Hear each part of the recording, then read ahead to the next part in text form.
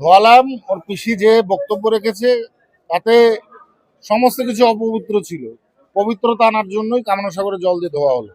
দাদা, অভিষেক বন্দ্যোপাধ্যায় এসে মতুয়াদের কথা বললো, সিএ নিয়ে একাধিক বিষয় কিন্তু রয়েছে, সে বিষয়ে কি মতুয়াদের পজিটিভ বার্তা দেওয়ার জন্য তিনি এসেছেন এমনটাই দাবি করছেন মমতা ঠাকুর এবং সেই মতুয়া মহাসংঘ? কোনো পজিটিভ বার্তা নয়, ওরা মতুয়াদের এতদিন ধরে বিভ্রান্ত করছিল। আজকে ইলেকশন কমিশন সেটা প্রমাণ করে দিল, সিএ অ্যাপ্লিকেশনের সার্টিফিকেটও কাজে লাগবে এসআইআর এ।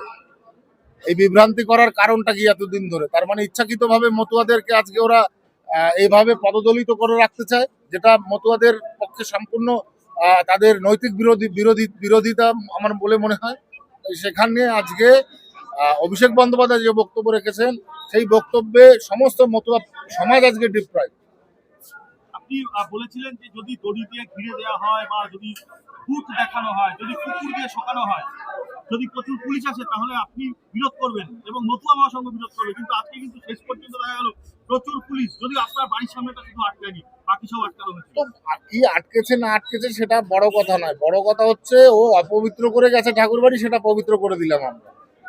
মতুয়া ভক্তদের উদ্দেশ্যে কি বলবেন অভিষেক চলে যাওয়ার পর? সম্পূর্ণ ফ্লপ প্রোগ্রাম এটা। কেন ফ্লপ কেন? আমার দেখা সবচাইতে একটা ফ্লপ প্রোগ্রাম এটা। কোনো লোকই তো হয়নি এখানে, কোনো লোকই তো হয়নি, সব তো পুলিশ ছিল, সিভিল ড্রেস। মমতা ঠাকুর দাবি করেছে প্রচুর মতুয়া ভক্ত যারা এসছে। আচ্ছা, আমরাও তো দেখেছি কত মতুয়া ভক্ত এখানে ছিল।